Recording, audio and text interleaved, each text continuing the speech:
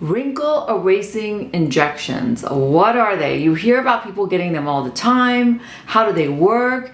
And what if you become resistant to them? I'm Dr. Azadeh Shirazi, a board-certified dermatologist, which means I love helping people achieve their best skin. I'm also the founder of AziMD Skincare. But before we get started, don't forget, guys, to rate, review, and subscribe, and share this with a friend, because sharing is caring. Let's get into it. What are anti-wrinkle injections? Essentially, they are termed neuromodulators or neurotoxins, with Botox being the OG, the first anti-wrinkle injection, but there are others on the market like Xeomin, Dysport, Jeuveau, and lately the new one on the block is Daxxify.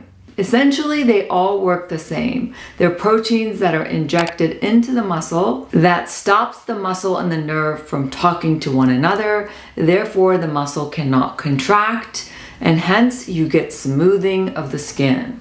So as you know, muscles or facial expression over time can lead to creases and wrinkling of the skin, because as the muscle contracts, it pulls on the skin that then forms lines and wrinkles.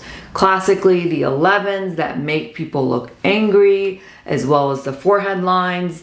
And these are called the crow's feet because they're little lines that look like the feet of a crow. So when you're not able to make those motions, you cannot crinkle up the skin, so therefore you cannot get wrinkles. I know I listed a bunch of different names, but how are they different? It's sort of like comparing apples to apples. And if you're an apple connoisseur, you know that there are different types of Granny Smith apples, right? But essentially, they're all apples. So Botox was the original. We have the most experience, not only in cosmetic dermatology, but also medical dermatology. A lot of people don't realize that 50% of all Botox that's used is actually for medical purposes.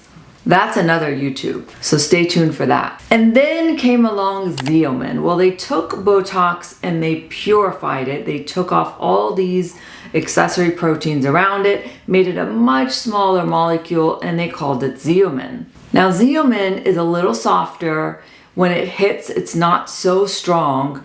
And some people say that it's a lighter version of Botox. My patients really like it because it's pure. It's probably less likely for you to develop resistance to it. And then there is Dysport, which is a completely different protein. And Dysport, I find, is really powerful. We can really concentrate it, and it works really well in men or those with really strong muscles. Now, if you dilute it down, it can have a diffusion effect, which means for people who really want to have no movement, they want a stiff forehead, they don't want to see any eyebrows moving, then Dysport does a nice job because it diffuses and covers the muscle to a greater extent. And then there's Jeuveau, which is almost essentially like Botox. I see them very similar. Some people say it lasts longer, but I think they're both very similar. And the new one on the block is Daxxify. Now, we all had high hopes for Daxxify. We thought it was going to last 6 months. That's what the company says. But honestly, I don't find it lasting any longer than a concentrated solution of Dysport. I feel like they're very much the same. So Daxxify is supposed to be the long-lasting Botox, but time will tell because it just got approved recently.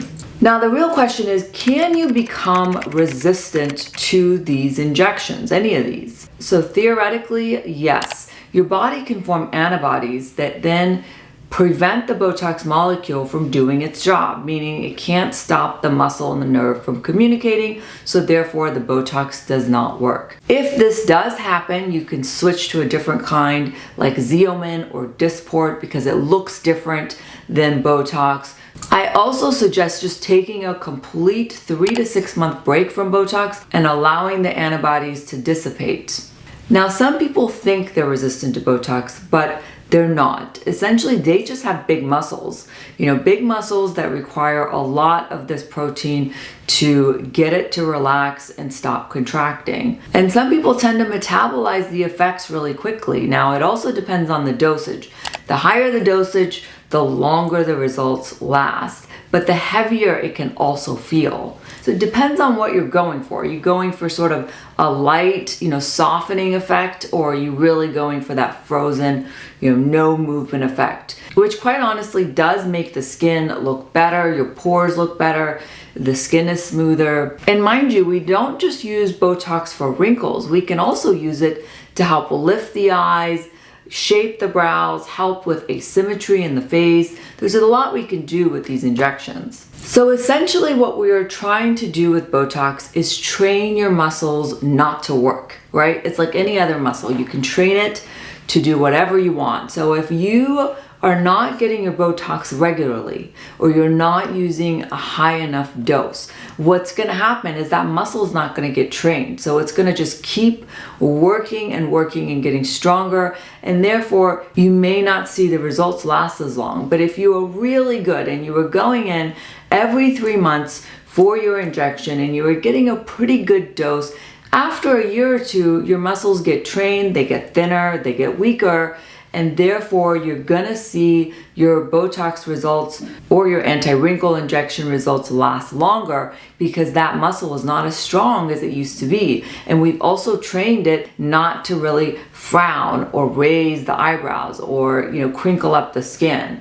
So aim for higher doses and go in pretty regularly and consistently if you want to see those results last longer. Now, some people do, like I said, tend to metabolize the effects really quickly. If you work out, if you're straining your muscles on a regular basis, it's a matter of training them. So you can train them not to work over time by keeping them relaxed for longer periods of time. If you found this video helpful, go ahead and hit the subscribe button and comment below. Let me know what topics you want me to cover. Thanks for tuning in, guys.